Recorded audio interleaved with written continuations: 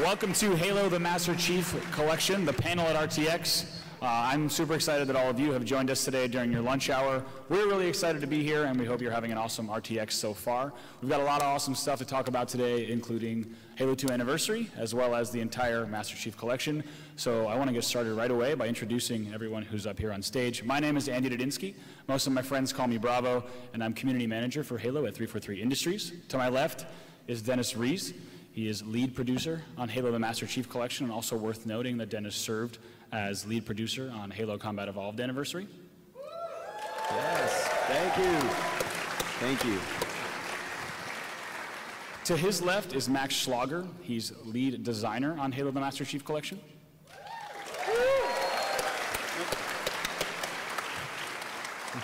To his left is Max Hoberman, the original multiplayer and online design lead for Halo 2.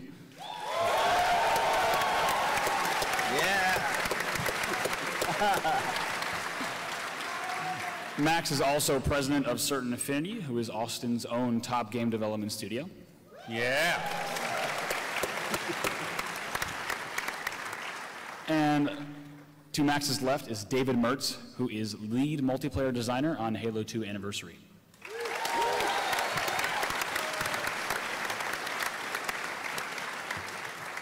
So when I was first asked to moderate this panel, I got really excited because not only do we have four awesome guys on stage with us here, but they're also building some really great experiences within the Master Chief Collection.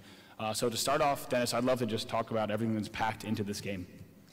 Yeah, there's so much here. So, when we started thinking about Master Chief Collection, it's just we wanted the entire Master Chief saga. So you're going to get Halo CE Anniversary, you're going to get Halo 2 Anniversary, Halo 3, Halo 4, as well as the live-action digital series executive produced by Ridley Scott called Halo Nightfall. And then lastly but not least is the Halo 5 Guardians multiplayer beta. So there's a ton of content in here, and we're really excited for it to come out this November. Yeah, I think actually we're ready to jump right into things. And Max, I think we have a build of the Master Chief Collection running right now on Xbox One. Can you walk us through some of the philosophy behind the master menu and some of the menus themselves? Yeah. Let's go ahead and switch over to that. Let's go ahead and switch it over. And cool. Get a controller over here. Let's get him a controller. All right, Isaac. Isaac.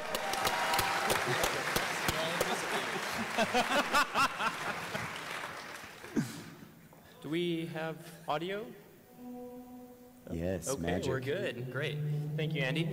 So I want to talk through some of the ways in which we're bringing in nostalgia as well as a unique look for the unified menu for this particular game. So one of the subtle touches that you'll notice as you browse the menus in the game is you'll get your music cues from each game as you browse Halo 1, Halo 2, and you'll also notice the backgrounds, again, will be sensitive to the game that you're looking at the particular time that you're moving through the menu there. So again, they change each time. And this is going to be reflected in each part of the game, so campaigns, multiplayer,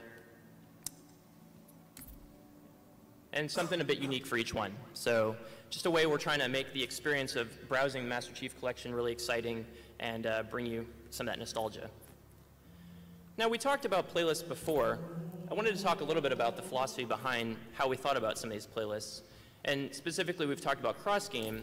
In this case, though, let's talk about the particular game that we're doing our anniversary treatment for. So Halo 2, here's a sampling of some of the playlists that we're thinking about for this particular game. So in the past, some folks who really love a hardcore challenge, they would do things like the Lazo campaign, for example. Now, that's a particular configuration where you've got the game on Legendary, all skulls on, and people know how to set that up. We wanted to curate this and make it something that basically is more discoverable for everybody out there, and then also to recognize the achievement associated with doing that. So we're thinking of a number of different ways to reward people for playing through that playlist. There's some other ones on here that are a good example of ways in which we think about it, because we think about these in terms of themes. And so one of the great things about Halo 2, you played as the Arbiter, you played as Master Chief. So we actually have a combination of levels that plays specifically for the Arbiter back to back. That's a new experience because if you remember in the original campaign, you actually were doing them interspersed from one to the next. So that's a pretty cool way to think about it. And the flip side of that, of course, is the Master Chief journey, which, again, it's those particular chief levels back to back. Now, another collection that we have here is fan favorites, just some of the missions that people particularly enjoyed playing on this one. And there's going to be a variety of these types of playlists that call out basically some of the particular highlights of the game and great moments in them. Now, another key piece to remember for Halo 2 Anniversary is for the first time ever, we're going to have online co-op play through this campaign. So that's pretty exciting. Yeah, that's pretty cool.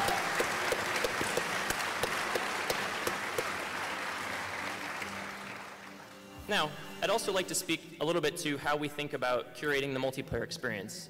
With 100 multiplayer maps, a lot of great game types available to you, how are you going to find the best of the best? So here's a sampling of some of the multiplayer playlists that we're thinking about. And you're going to see a wide range of content here. Now, one thing I do want to clarify is you notice when I go through these, there are some that are dedicated to each title. So yes, there is one for Halo 1 and 2 and 3 and 4 and Halo 2 Anniversary.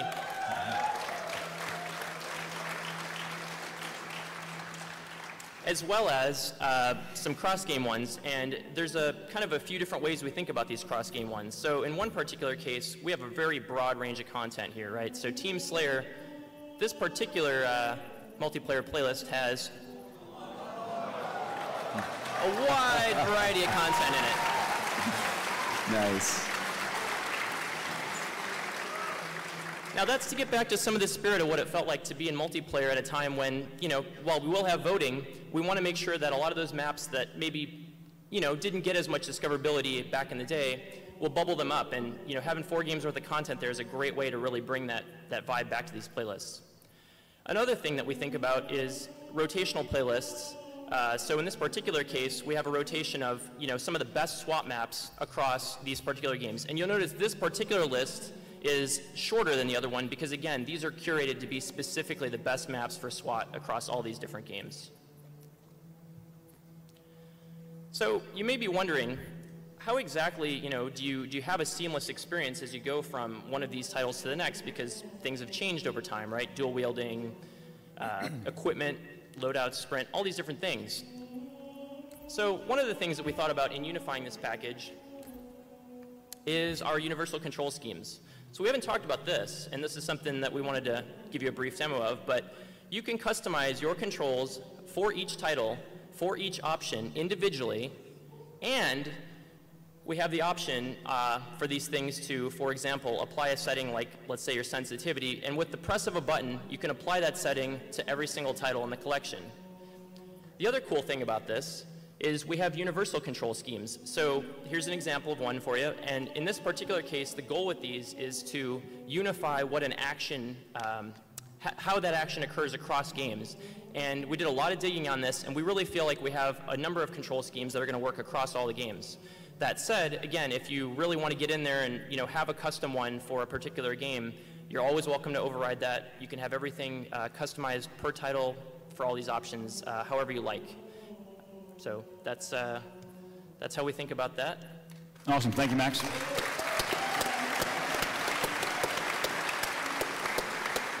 So something that we mentioned on stage at E3 is the Halo 2 anniversary Halo 2 is getting that full anniversary treatment.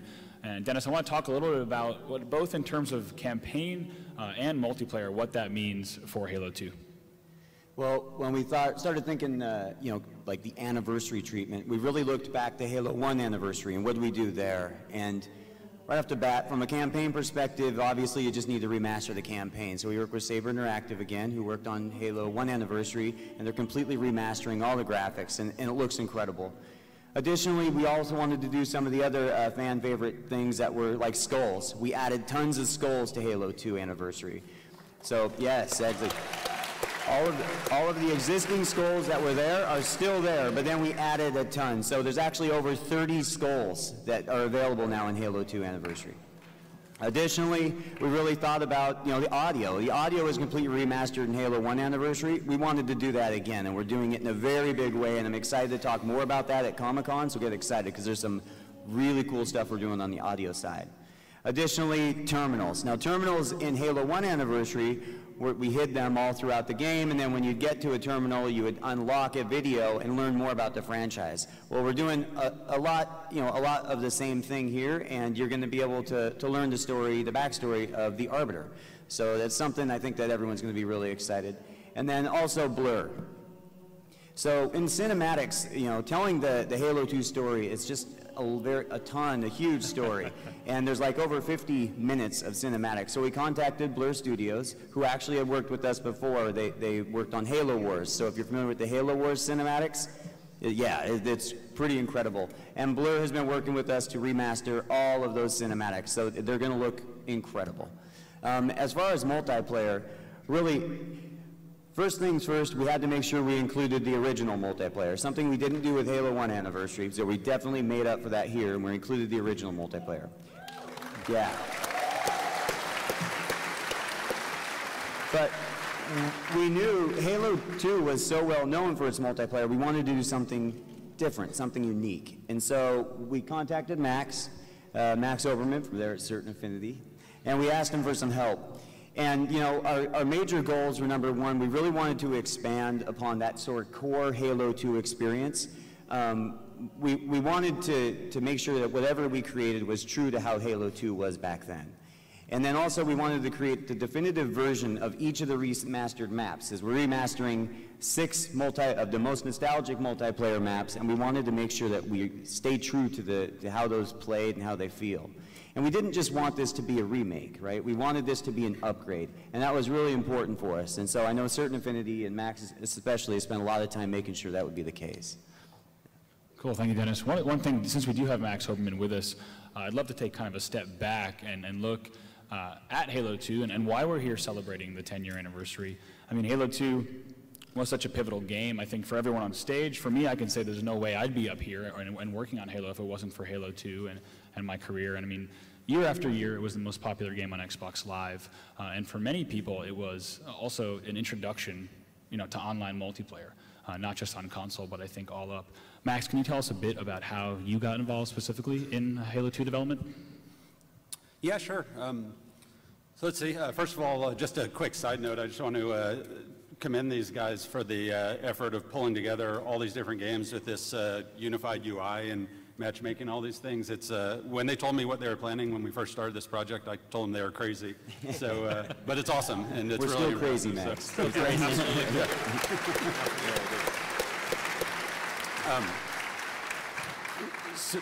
So this particular project has a ton of significance for me. Halo 2, there's a ton of nostalgia, I guess you'd say. I was actually at Bungie before Microsoft acquisition days, working on the early Halo games, but just helping out a little bit on the side. After we got acquired, I ended up starting up the community team at Bungie. So I was running all the community relations type stuff that Bungie does. And then my group was also handling the user interface design. So we did the user interface design for Halo 1. And all along all those years, I kept telling them that I want to do multiplayer design, and I really want to be a designer. So I think this is common knowledge. I don't know how much it's been talked about, but what we actually shipped for multiplayer for Halo 1 was not what we were originally imagining for Halo. It was kind of something that we crammed in real quick at the last minute. Didn't have a lot of time, and what we had planned was very different. And it was really impressive how crazy popular it was and how fun it was in LAN parties. And honestly, it kind of caught us by surprise a little bit. So when we started on Halo 2, and I was actually still on the community team until about 6 months in, and the team is basically, they were regretting that, the dev team was regretting that they hadn't shipped the original big mega round-based 32-player, type thing that we had originally envisioned. So that was the plan for Halo 2 multiplayer, is that it was going to be this big thing that I think we were calling it warfare internally. And for about 6 months, that was the plan, and I kept telling everyone, but everyone's playing Halo 1 style, this arena combat, this real fast-paced, small maps, LAN party type experience, and everyone's having a great time. Shouldn't we just take that online? And no, we don't want to do that. We do something new. We want to do something new. That's old. So I just kept making a lot of noise about it, and eventually I guess Alex and Jason, who are the two founders of Bungie, came to me and they said, hey, you know, we think we should have the small scale stuff. You've convinced us. Why don't you take care of that? We'll call that the party game. That'll be for LAN parties, and then we'll go do this big, you know, warfare thing separately. So, okay. So then I fought really hard to get one dedicated resource, which was Chris Carney, one environment artist. So finally got one dedicated resource, and Carney and I went to town. Well, meanwhile, this big, epic multiplayer thing was supposedly happening.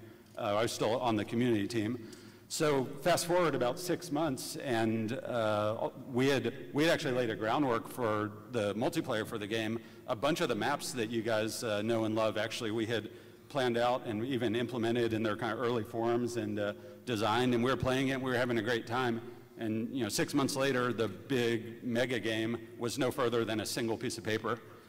So eventually, they came to me and they said, hey, we're cutting warfare, and you're going to be in charge of multiplayer, and you're doing everything. So I ended up being in charge of everything multiplayer, design-wise, online design, you name it. So that's kind of how I got sort of full-time involved in development. Cool. Yeah, let's talk about some of the first things that you did once Halo 2, kind of this arena multiplayer was locked. What was the first onset? Was it designing those maps? What was the first thing that really was the first step? Yeah, it was funny because a lot of Halo 2 was born out of this sort of desperation of just having me and Chris Carney, and that was it. We really didn't have a lot of resources. I didn't even have a dedicated programmer for gameplay-related stuff. So we just knew that there was really no room for error with such a small group. So we laid out our plans. I think originally we laid out our sort of master plan. We need X number of maps that do serve these groups. It was interesting because on the large scale, the really big stuff, 16-player, we didn't actually think we needed much for that because we thought, oh, the warfare is going to take care of that. So we tended to focus on the smaller scale maps and some of the kind of medium-sized maps and a lot of the arena maps. So yeah, just in our early designs, I put together a document that laid out all of our maps and laid out names actually for we didn't know what the maps were going to be, but all right, this is going to be a 4-player map that supports CTF, or this is going to be a 5-player, 6-player map that supports Team Slayer or something like that. And I gave all those maps names, and a lot of those names actually stuck in the map designs too, like, let's see, Lockout was one of the very, very first ones we did. I know everybody loves Lockout. Let's see, Lockout, Ivory Tower, Midship, Ascension. Those were 4 of the very first ones that within like 6 months we had them all up and playable, and they didn't change that much over the course of the project. And 3 of those 4 names actually stuck. The only one of those 4 that changed was Ivory Tower. When we did it on paper originally, was originally called Cyclotron, thank you. Cyclotron. Yeah, and then we made this like fancy penthouse suite at the top of a tower, and we're like, that looks nothing like a cyclotron, so we had to change it. So we renamed Ivory Tower in honor of what everyone called Marty O'Donnell's private office. We called it the Ivory Tower. So that was how that map got its name. Awesome. Speaking of those original paper designs, you've been so kind to dig into the archives and give us a few of those, which I think a lot of us are going to be seeing for the first time if you want to switch over to some of these map designs. And talk a little bit about how Midship changed and some of these maps changed from the paper design. So this one's a lot of fun. This is Midship, and Midship is the very first map that I ever designed, like put pen to paper and designed. This is Chris Carney's version of, he took it over and redid my layout, but this was Chris Carney's version of the layout, and Midship just blows my mind that it became so popular. I think it became one of the most popular among all the competitive players also. Yeah, it was the only map, I think, in Halo history to serve every tournament game type. So free-for-all, oddball, King of the Hill, assault, Slayer, yep. Everything. So it's, it became pretty universal. When I was working on Midship originally, I had this, my spec called for, basically I wanted to have a 2-on-2 CTF map, because I figured, all right, we're going online, but there's going to be a bunch of people who still don't have the internet back then. This was a while ago.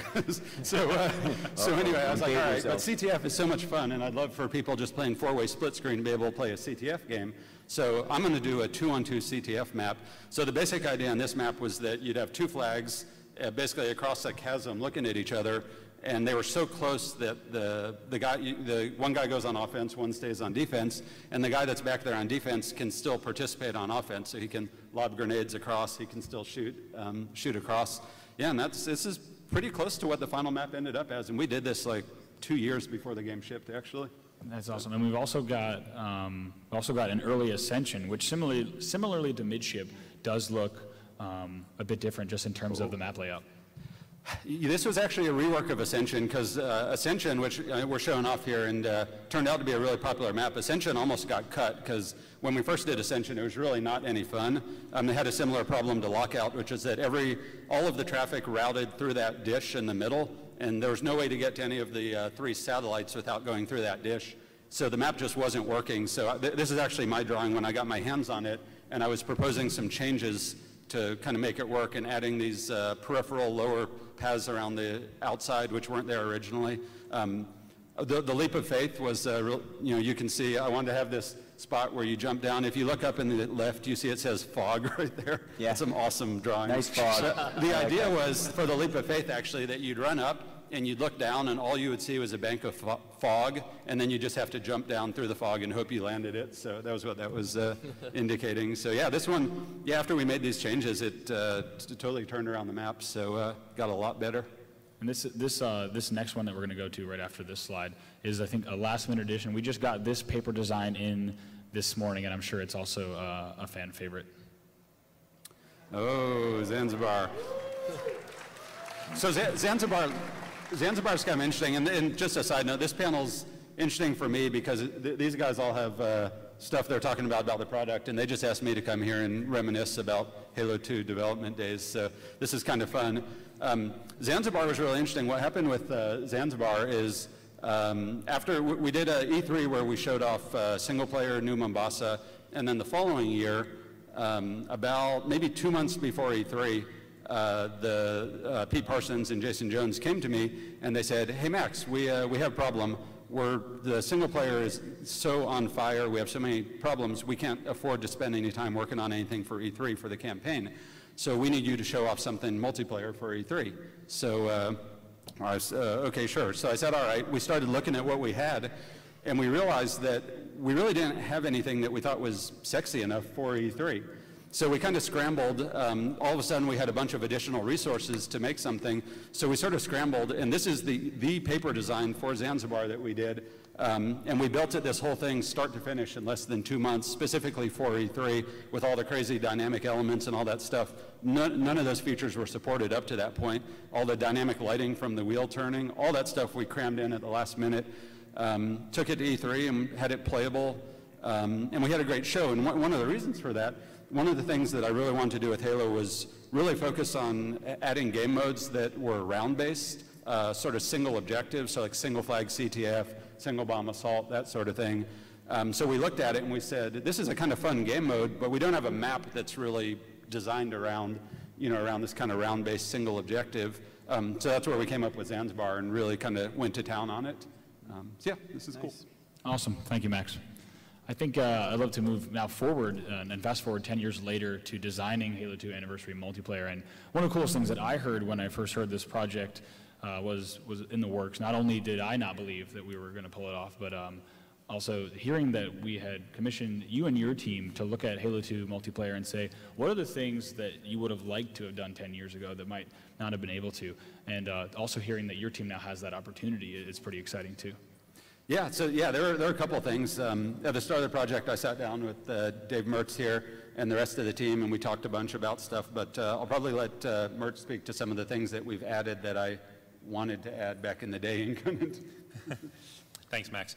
I think we're going to throw up the build. Yeah, Ascension. I think we're going to get a little bit more of Ascension. So what you guys are going to see, we're going to have loaded here. Yeah, no problem. Thanks. Yeah. What you guys are going to see is the latest development build. This is the build in the raw. So any hot off the presses. Yeah, really hot off the presses, literally. So if any changes or issues, we apologize. But no, this is the build. So. Yeah.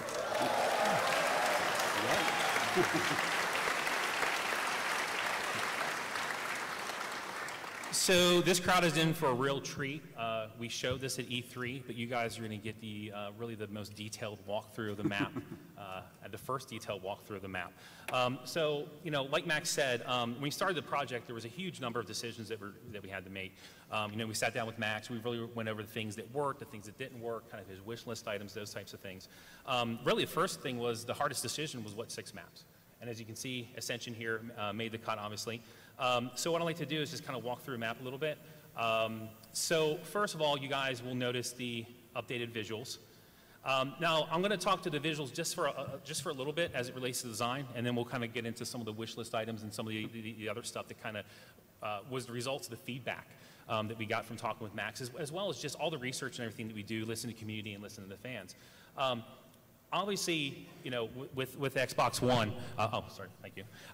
With the Xbox One, we're able to do an incredible amount of visual fidelity, but there's a challenge there. We found very quickly early in the project that we're sitting here, we're making the maps super sexy, we're really pimping them out, but what happens is you start to get a lot of visual noise. And some of our basic kind of really design goals are that any change cannot affect gameplay. So that even goes for visuals. The things that visuals can do is they can really start to muddy really the gameplay. And well, how does that happen? Well, target acquisition. Just a lot of noise and level. People not knowing paths are paths, those types of things. So you know, that was a big challenge we really tackled head on. So let me kind of point out some of the key visuals here. And a lot of it really deals with just really, we wanted to just immerse you even more in the levels. You can see here. So what our artists did here, obviously we have a beautiful skybox with the halo ring rotating around it. They basically created a halo ring that's to scale in game. And that's what you're seeing right now. It's pretty fantastic. Can you drop down there and run around? Yeah. So show us, prove it. Totally do that. What I can do is give you guys a much better view of it, just to kind of give you a fantastic view Jump of just on the how ledge, much Mertz, work to see how good you are. How much work went into this. So we're over here about a leap of faith. Oh, I'll jump. Okay, I'll jump. Nice. And you just don't really realize just how incredible the visuals are until you. Oh. So.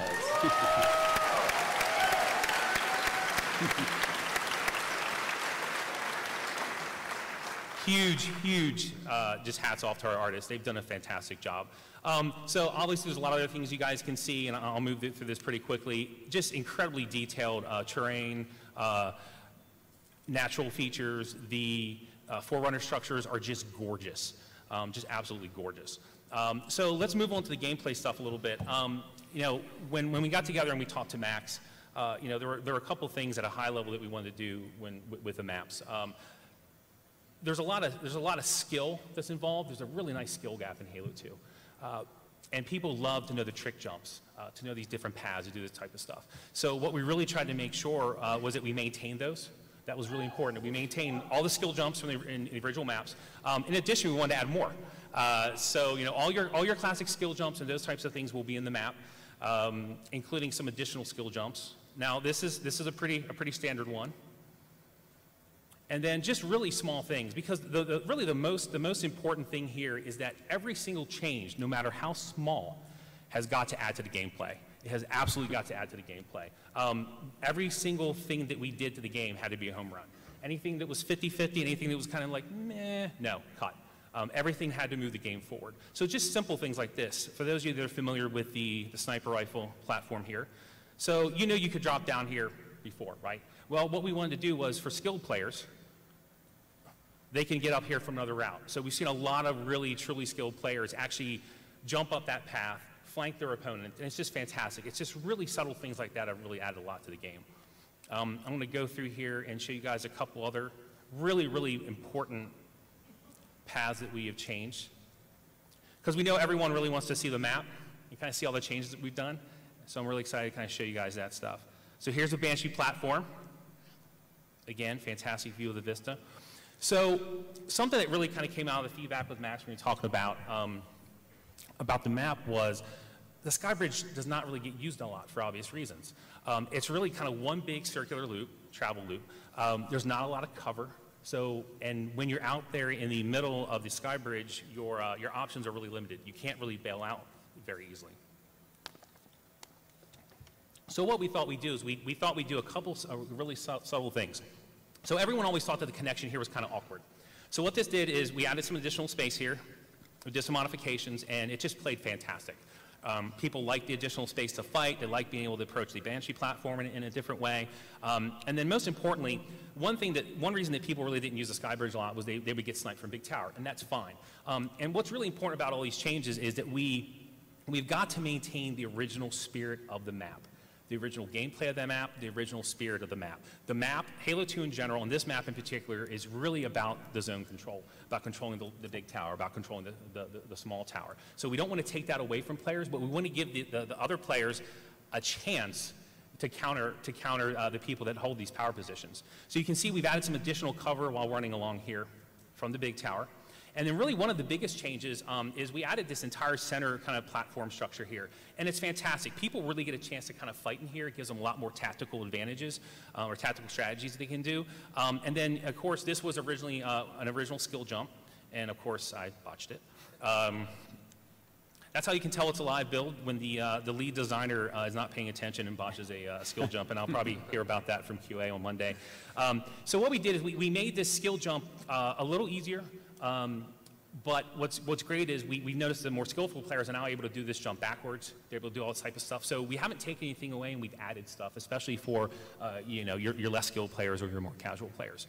And by having this additional structure here, it's just really played well. It's so subtle, but it's just really worked out fantastic in terms of adding additional cover when you're trying to approach either way, either approaching the Banshee platform or attacking the big tower. There's a lot of other changes that we did.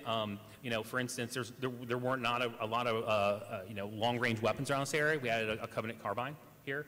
It gives you a little bit to counter the BRs and the sniper rifle. Let me go up here to the big tower.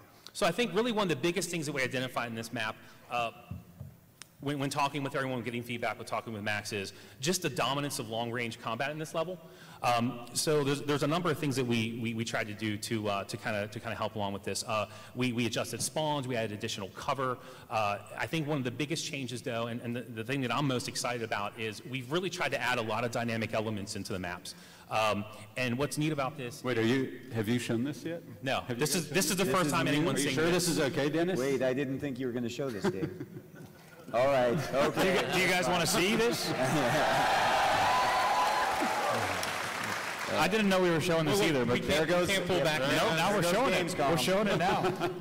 So, when talking with Max, one of the wish listings for Max, and Max can verify this, is he wished that they had done.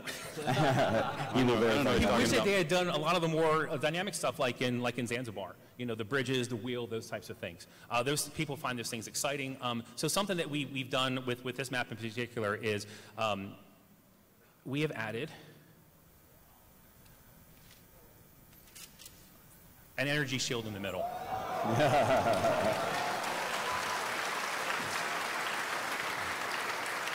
Throw a grenade. So not only is it gorgeous, it blocks gunfire, it blocks projectiles, and what's really fantastic about this is, well, when you get into kind of Koth in the middle of this map, it gets insane. I mean, it's like Thunderdome inside there. But what's really important about this is there are three control panels around the map. And when it comes up, players can basically activate this, and they can provide cover in the middle for their teammates, whether they're running around it or whether they're inside of it. And what that really does is it gives players just another really interesting tactical advantage that they can do. And it's just been fantastic to watch people hit the shield and then assault the big tower, assault the small tower.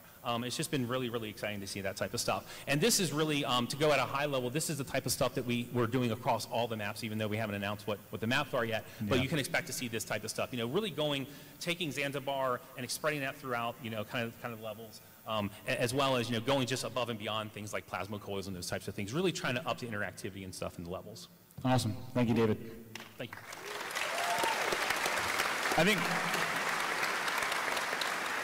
I think I'd love to go right from there, talking about how important it is maintaining everything about the core Halo 2 experience. I'd love to get right into talking about the sandbox and how you did that with the challenges associated with an updated engine, working at 60 frames and stuff like that. Yeah, I can speak to that. When we're, do you have the? Yeah, it's right here. Excellent. Okay, perfect. So when we're discussing the gameplay, what we're really talking about is the sandbox. And for those that aren't familiar with the term, the sandbox encompasses all the mechanics that form the core gameplay, really the heart of the game. Everything outside of the levels. So we're talking player movement, incredibly important in Halo 2. Weapons, equipment, and vehicles. Now, most importantly also, it includes all the game modes, variants, and related options. And that is something that we have really, really expanded upon. We've added a huge number of game modes and related game options. So really, when all this stuff kind of comes about, we come up with our goals. And the goal for for Halo 2 MP anniversary was to recreate the original H2 sandbox with targeted enhancements. And that's a very, very important phrase there, is targeted enhancements. You heard me talk about this issue when I was running around Ascension.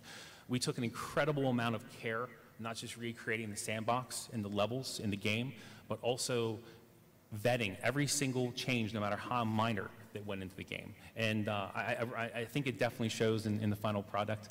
I think all the play testers would agree. So out of the goals, to kind of speak more to your question, Andy, design pillars really come out of what those goals are, what that particular goal is I just talked about. And really, our design pillar can really be summed up in a very simple sentence. All of our design decisions must promote teamwork, tactics, and game mode customizability. It's really as simple as that. And everything that we do, every change that we make, whether it be in the levels or whether it be in the sandbox that we're talking about, everything gets tested against that goal, against those pillars. So there were a huge number of challenges, naturally, with recreating the H2 sandbox. We had to recreate everything. Everything is based on Halo 2 Retail Auto Update 3. So that was our base. We had to recreate the movement behaviors. That's the speed, the jump. I know we spent weeks just trying to get the jump right, trying to get that perfect apex for the lofty jump. Dual wield. Very first thing we did, probably the first day of starting on the project, was we started implementing dual wield. I'd have to say, once dual wield got in, that's when it really started to feel like Halo 2. Yeah. And it was a really neat day. First time I got dual wield up. The Elite is awesome. We had to bring him back in. This was a character we had to. Thank you. Yeah, it's big. We had to add in this entire character that had not been in the game, for quite a long time, as well as, visually update him and really kind of fix a lot of the issues that people had run into previously. And then, the biggest thing is recreating the game modes and options. That's a huge amount of work, as anyone will tell you, just a huge amount of work. So as far as kind of the decisions on improvements and additions, we really had to kind of challenge ourselves to find a way to improve Halo 2 multiplayer. Some would say it's perfect, and I agree with that to a certain extent. So we really did very targeted changes, and I talked about that before, and again I talked about how all that was vetted against our design pillars. Cool. One thing, Andy, that's really interesting to me about that, having been in charge of all these different things, these map designs and a lot of this game modes and everything else, it's just crazy. I've come to the conclusion that it's far more difficult to recreate something to this exacting standard than it is to actually just do it the first time around. Because first time around, when I wanted to put a weapon down or change a spawn point or timing or anything, I just made the change. Now these guys, every single change, they have to go back and think about the consequences and how it relates to my original haphazard decision making. And it's a monumental task, and I think I tell these guys all the time, I'm like, I don't understand how much, I didn't anticipate how much work this would be, but testament to the team that they're doing such an amazing job at it, and it's coming together really well. Absolutely, yeah.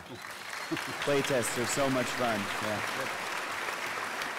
I think it really speaks to that point we talked about earlier about Halo 2 Anniversary multiplayer being an upgrade, not just a remake. And I think the fact that David and you and your team are so in tune with what those changes mean to every aspect of the gameplay, I think is important, and I know the fans are really going to appreciate that. Along with that, and talking about, Max, how much work is required, how important is testing. I mean, when we get builds here, you know, all the pro players back home and Frank O'Connor, when we're lucky, we're all play testing every day. And it's incredible to see map geometry change and how the sightlines tweak and the feedback coming in from all different areas, and then we see these maps evolve. How important is testing on your side? Oh, testing's critical. I mean, especially when you're trying to nail the feel of Halo 2. I mean, it is one of probably the most important thing that we do outside of actually implementing the game, absolutely. You know, I was sitting here talking to some folks the other day. We were only a few weeks into really the project, maybe 2-3 weeks, and we already had the core game up and running, and we had Ascension, a very rough version of Ascension we brought over, you know, from that point, we started playing. And we have been playing every single day since that 2 or 3 weeks into the project, sometimes twice a day. When we want to test both the sandbox and levels in the same day. But I mean, that is what we have been doing every single day, and we'll continue to do that up until we ship. And in addition, on the 343 and Microsoft side, yourself and everyone else, you guys are testing, and between those two things, I think we have probably the most insane amount of test coverage that I've ever seen on a single project, even on just our section of the game. So it's been really fantastic. Yeah, you can ask Dennis. I'm testing probably 8 hours a day and not doing anything else.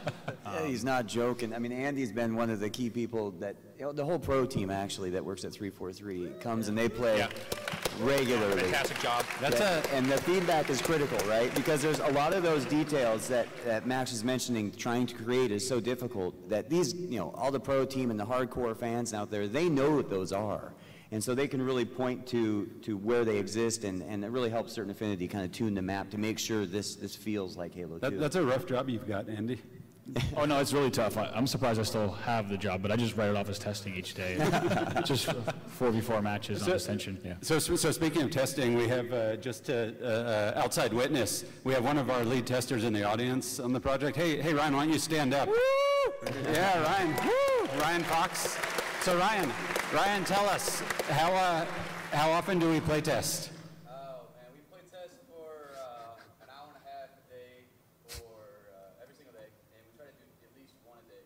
We'll do 4v4 matches, Slayer, we'll play game mode, so every single day, and it's not exactly the easiest thing getting some people in there. But we get in there, we drag them by the ear and get them to play this out, they have a blast, so it's a staple of what we do at Certain Affinity, so. Cool, thanks, Ryan. That's awesome. Thanks, Ryan. Just want to say at 343, we never actually have a problem filling up our play tests. We usually actually have to turn some people away. So That's been a problem lately, especially as it gets polished. That's good. Oh. Yeah, the last thing I'll say about that is just coming into the project after, you know, on the test side, just giving feedback from the community team feedback. Coming in several months into the project, when we fired it up for the first time, I mean, the Halo 2 jump is a good example across the board of how the game feels, and you know, I think everyone's going to be pretty excited to get their hands on it.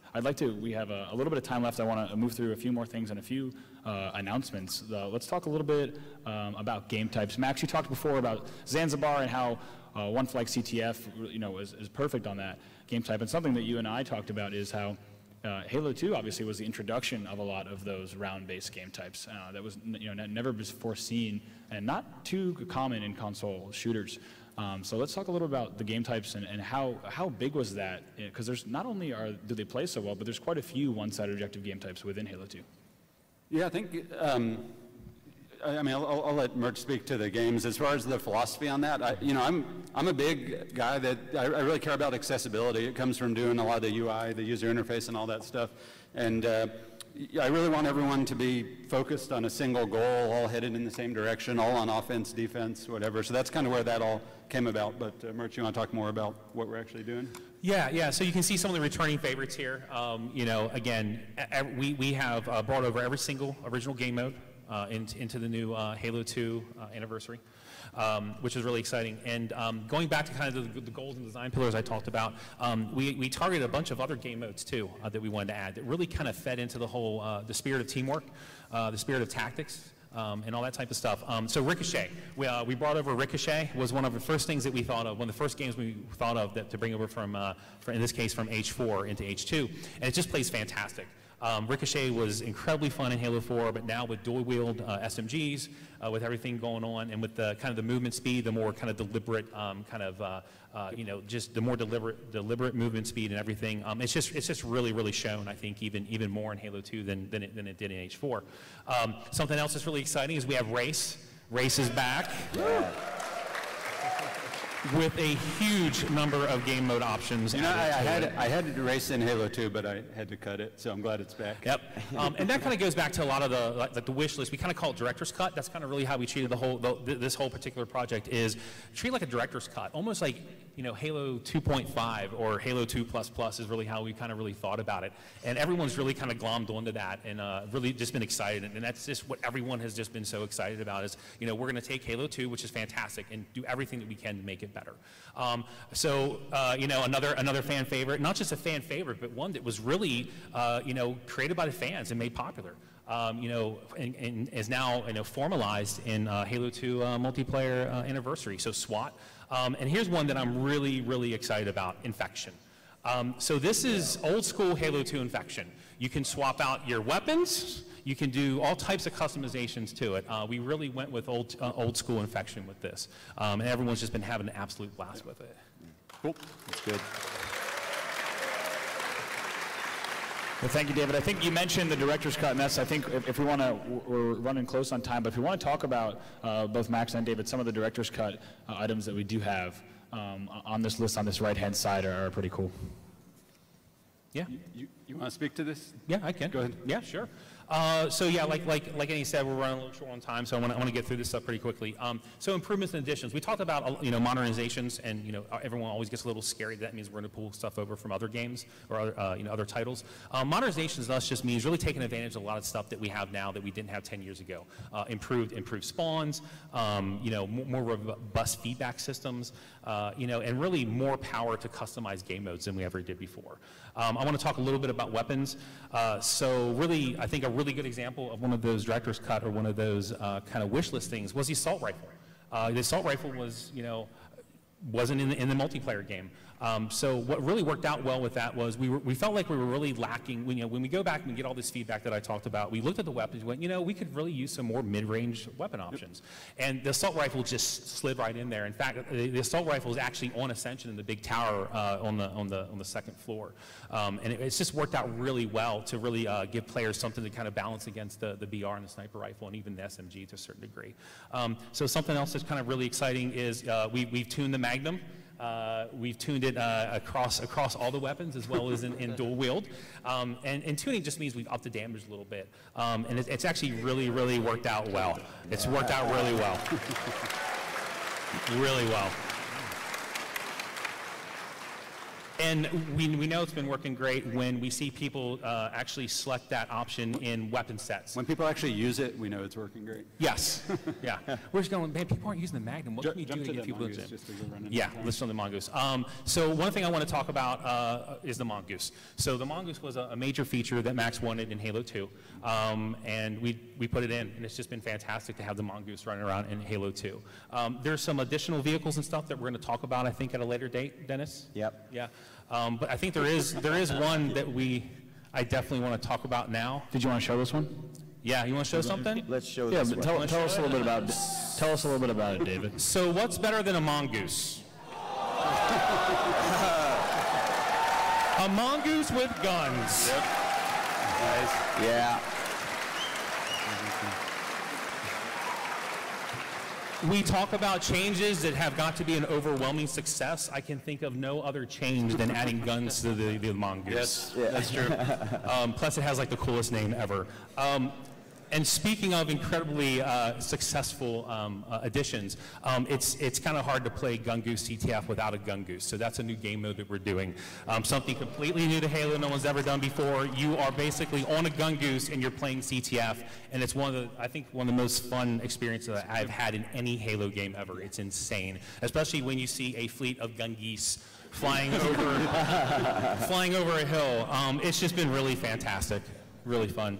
Awesome, yeah. We just shooting that around is pretty awesome, and what it adds to the sandbox is really great too, right? Because you have the ghosts and the hogs with gunners running around, but to see people kind of lone wolfing and just flying over hills through the on the Mongoose is And you pretty can awesome. still have the passenger on it, so you've got effectively 3 guns, maybe 4 if you'll do willing. It's awesome.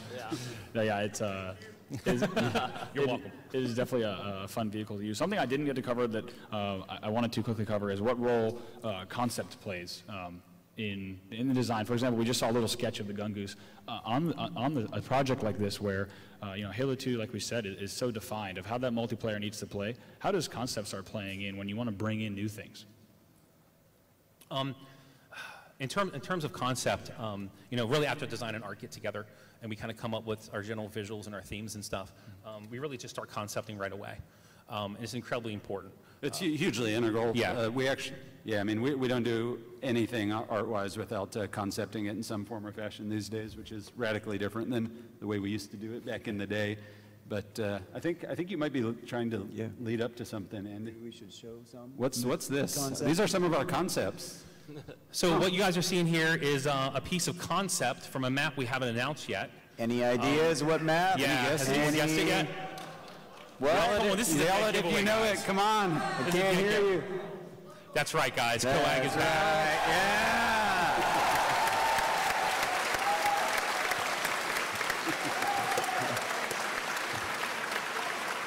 That's nice. That was a setup. Yes, so, I mean, we had to have some place to drive the gun geese. That's right. Gun geese CT. Lots of gun geese. yeah, so Coagulation is officially announced as one of the remastered maps, the second announced remastered map. It'll be available in a Halo 2 Anniversary multiplayer. And I think David will have a lot more to share on kind of the reimagining of Coag later this summer. We can kind of dig into everything that's being done to that map. I think fans are going to like the new way that it plays. We've only got about 8 minutes, but I'd love to do some quick Q&A. If any of you might have questions, you can line up at the microphones, and we can get to those quickly. And if a Guardian wants to help us get that started right away, that'd be awesome. No. Oh,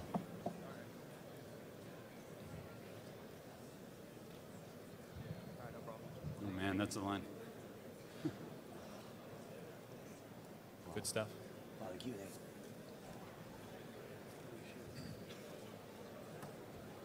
Hi. Hey! So will we be able to use different game sandboxes with different levels? So like match Halo 2 sandbox with like Halo 3 maps? Dennis, will you handle that one? So the answer to that question is no. The games will play as they originally played, so you won't be able to take one sandbox and apply it to another. But you'll be able to enjoy the games as they existed when they launched. Cool. I was wondering, are you guys going to bring back a Forge world to the game? And if so, is it going to be like multiple maps or one big map? You mean specifically Forge World within... Or like a Forge game mode in it? Yeah, well, so Forge is, Dennis can correct me if I'm wrong, but Forge is confirmed for Halo 3, Halo 4, and Halo 2 Anniversary. So you'll have all the canvases that you had. Thanks, man.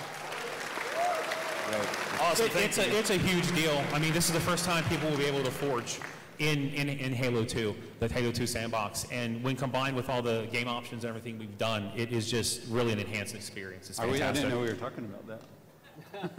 Well, Well, we're going to we are now, right? later. Yeah.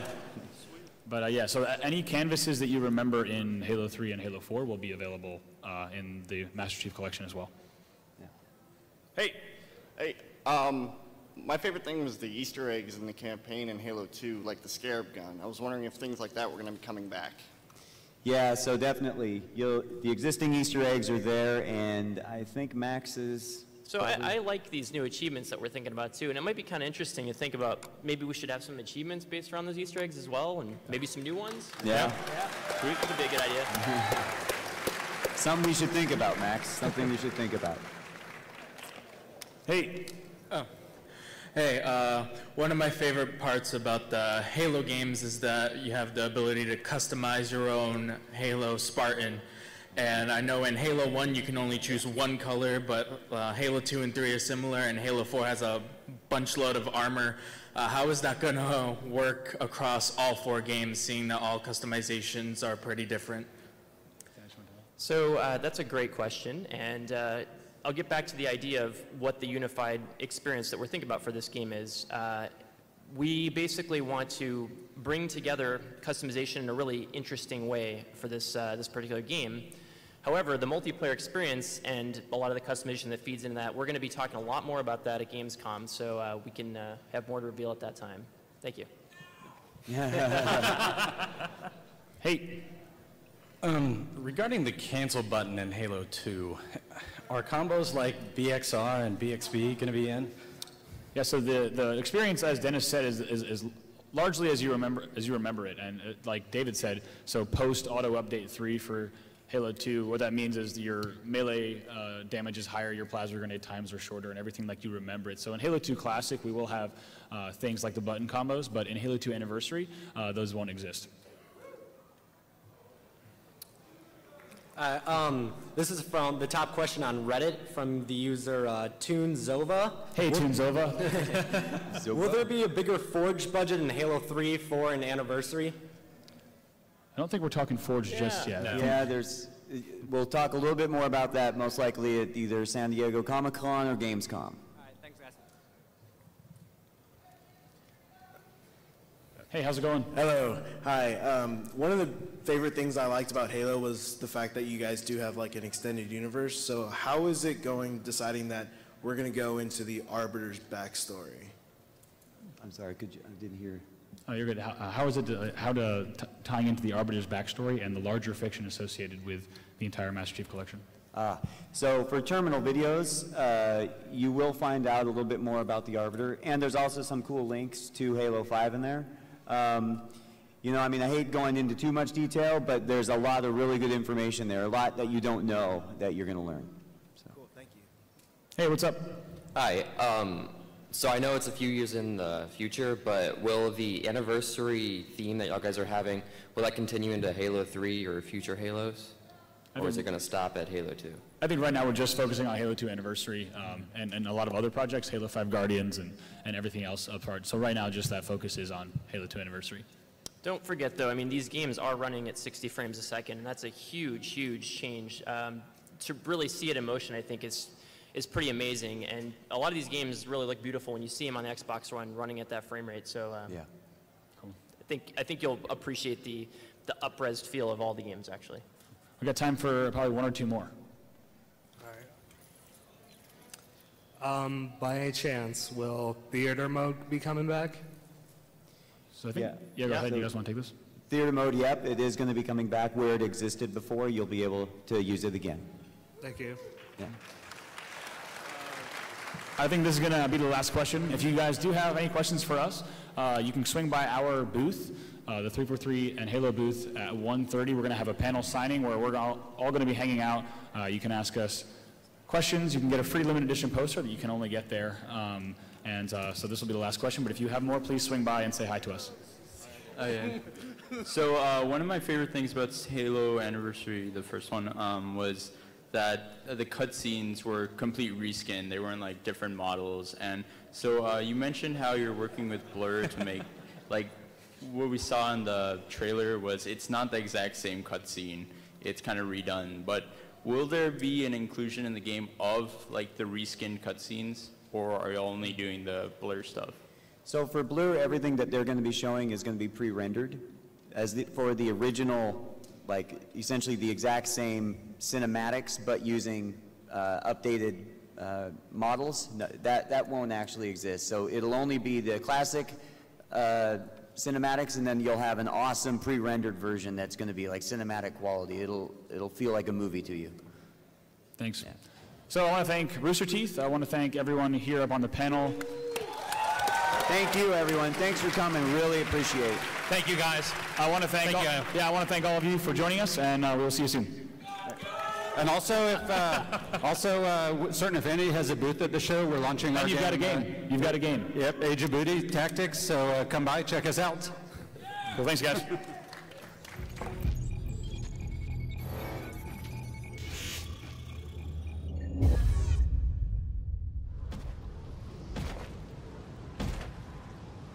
I have had many names in this long war.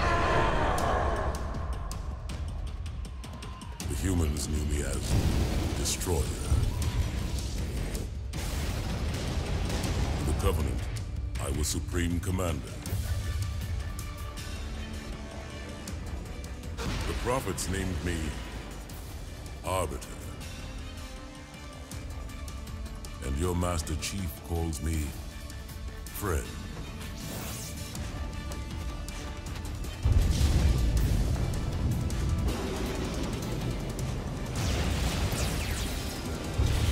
How well do you know your friend, human? And what will you call me when